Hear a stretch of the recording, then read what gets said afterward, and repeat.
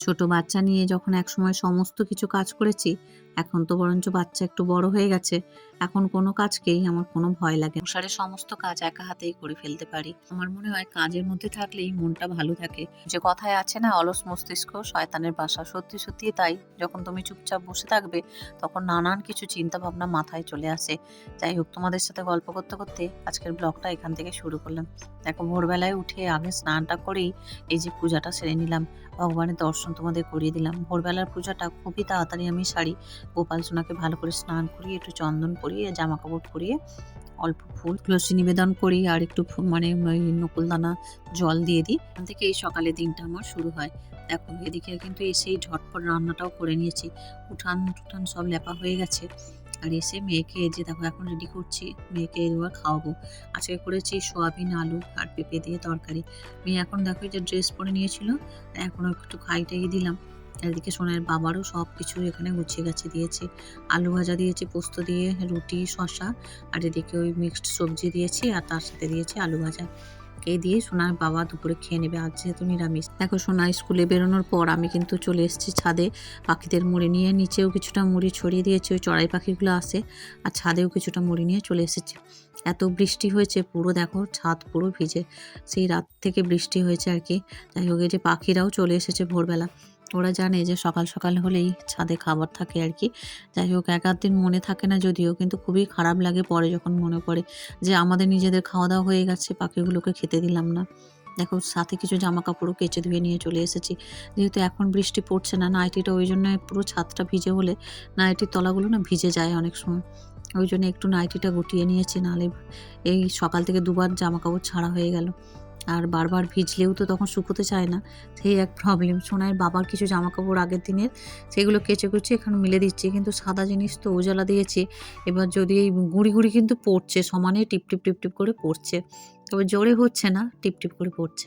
তাই ভাবছি যে উজালা দিলাম, আবার যদি বৃষ্টিতে যদি ভিজে যায় তাহলে তো মানে জামার কালারটাই কিরম হয়ে যাবে না। দোনমনো করতে করতেই এদিকে জামা কাপড়গুলো মেলে দিলাম।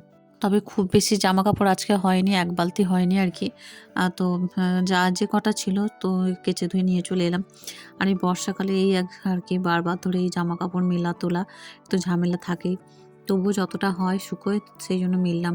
যেহেতু সকাল সকালে কাচাকুচি হয়ে গেছে, যদি বৃষ্টি একটু কমে যায়, ওই টিপ টিপ করে পড়ছে, হাওয়া বাতাসে কিছুটা আবার শুকিয়েও যাবে। যাই হোক, এদিকে দেখো নিচে চলে এসে কিছুক্ষণ বসেছিলাম। এখন এই রান্নাঘরটা গোছাতে নিয়েছি। রান্নাঘরটা ভীষণ অগোছালো। বর্ষাকালে যেন আরও চারিদিকটা একটু অগোছালোই লাগে বেশি। তাই আজকে ভালো করে কিচেনের এই পোর্শনগুলো ভালো করে পরিষ্কার করিয়ে নিচ্ছে, জিনিসপত্রগুলো সরিয়ে সরিয়ে। কিচেনটা যদি পরিষ্কার পরিচ্ছন্ন থাকে না, ভালোও লাগে। তবে সবসময় তো আর পেরে উঠি না যে রোজ দিন একদম ক্লিন করে এরকম সরিয়ে সরিয়ে সব মোছা, সেটা সম্ভব হয় না। তবে আজকে ভাবলাম যে না, আজকে করে ফেলি। মানে প্রত্যেকদিন তো ওপর ওপর করা হয়, আজকে ভালো করে কিচেনটা ভালো করে ক্লিন করে নিলাম। আর তাই দেখো, কৌটো কাঁটাগুলো একটু হালকা করে গামছা ভিজিয়ে নিয়েছি, তারপরে দেখো সুন্দর করে মুছে নিচ্ছি, বেশ পরিষ্কারও লাগছে। তেল হাত পরে তো, তারপরে মশলা এইসব দিয়ে ধরি আর কি, তো সেই জন্য। আবার দুপুরের জন্য একটু তরকারিও করতে হবে। সকালে যেটা ছিল মোটামুটি সোনাইয়ের বাবাকে দিয়েছি, সোনাইকে খাইয়েছি, আর সোনাইয়ের আর হচ্ছে আমার ভাইকে একটু দিয়েছি। তো যাই হোক, তরকারি খুব বেশি নেই, তাই একটু তরকারি করে নেব। এদিকে দেখো মোটামুটি কিচেনটা ওদিকে ক্লিন হওয়ার পর, এদিকে দেখো বেশ কিছু বাসন পড়েছে, তো সেগুলো এখন মেজে ধুয়ে পরিষ্কার করে গুছিয়ে নেব। দেখো, একটার পর একটা কিন্তু মনে হয় যেন কোনটা আগে করব কোনটা পরে করব। তবে আমার মনে হয় যে আগে কিচেনটা করাই সবথেকে বেস্ট, কারণ কিচেনটা ক্লিন থাকলে মনটা বেশ শান্তি লাগে। দেখো, মাঝে মাঝে একটু চা খেতে ইচ্ছা করলো কাজ করতে করতে, বা কিছু খেতে ইচ্ছা করলো, চট করে বানিয়ে নেওয়া যায়। আর চারিদিকে যদি এরকম অগোছালো থাকে, তখন আর না কীরকম লাগে, নিজের মনটাই ভালো লাগে না। আর গোছানো গাছানো দেখবে যেকোনো জিনিস থাকলে তুমি ২ মিনিট বসো, দেখবে মনে একটা আলাদা শান্তি। তুমি রান্নাঘরে ২ মিনিট দাঁড়াও, সেখানেও এক আলাদা শান্তি। তবে সোনাই যখন ছোট ছিল সবকিছু একসাথে পেরে উঠতাম না। কিন্তু ওই যে বাচ্চাবেলার সেই দিনগুলো তো উপভোগ করেছি।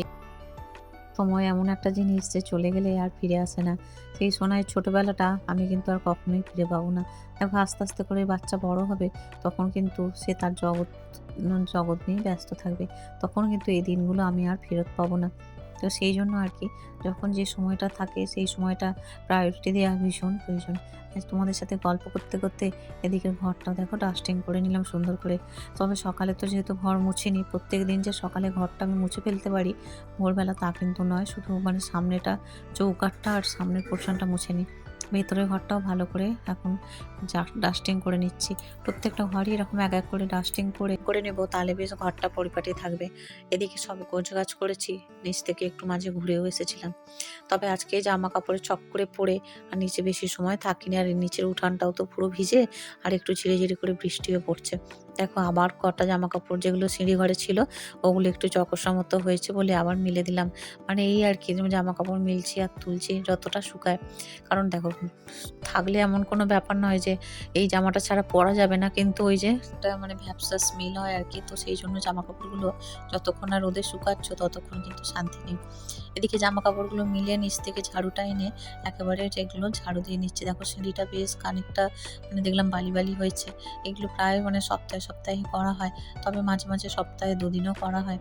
তবে এই ঠাকুর ঘরের এইটা তো মানে বেশিরভাগই পরিষ্কার পরিচ্ছন্ন করে আমি জল দিয়ে ধুয়ে দিই। তবে সোনার বাবা বলে যে সবসময় জল দিয়ে ধোয়ার দরকার নেই, কেননা জল দিলে কি বলতো ওই পাশে গ্রিলগুলো আছে তো ওগুলো জল পায়, মানে ওই উপরে জল দিলে নিচের দিকে টোপে টোপে পড়ে, তো সেই জন্য বারণ করে আর কি।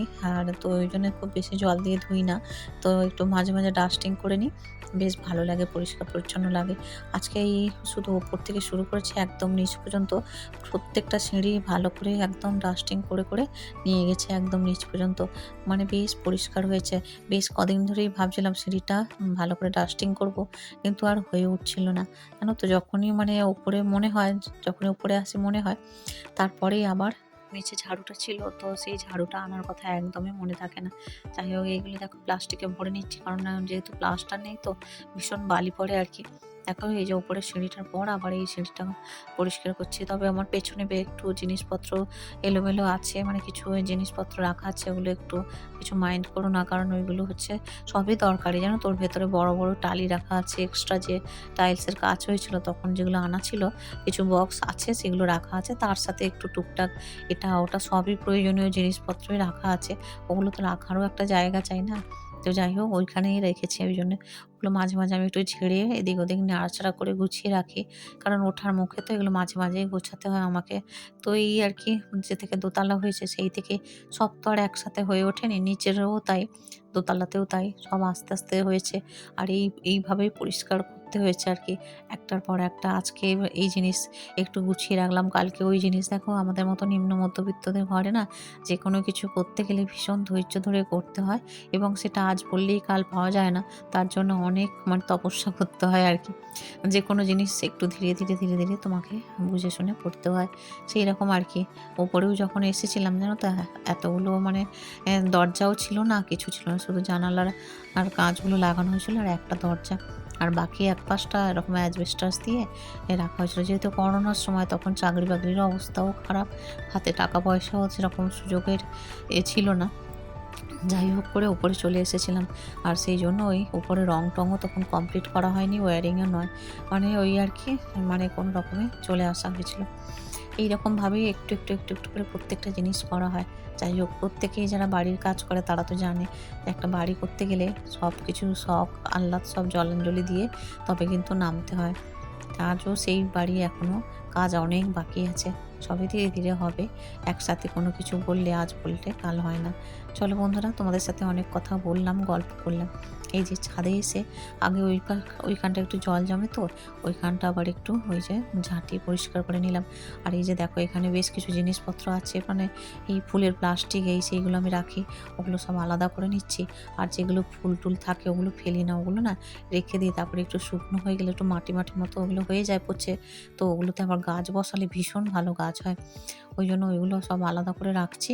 আর ওই এক এক টব হয়েছে আর কি ওই ফুলের, তো ওতে আবার একটু শুকনো মতো হলে, বৃষ্টিটা কমলে, রোদ পেলে শুকনো হলে ওতে আবার কিছু গাছ দেবো আর কি, বেশ সুন্দর গাছ হবে, মানে সারটা ভালো হয়। তো আজকে পাপোশটাও, বাথরুমের সামনের পাপোশটাও কেচে দিয়েছি, আর ওই কোণটা ভালো করে পরিষ্কার করে নিচ্ছি। দেখো পুরো ছাদটা আজকে ক্লিন করলাম, কদিন ধরেও ভাবছিলাম যে ছাদটাও করব, তো আজকে ভালো করে ক্লিন করলাম ছাদটা।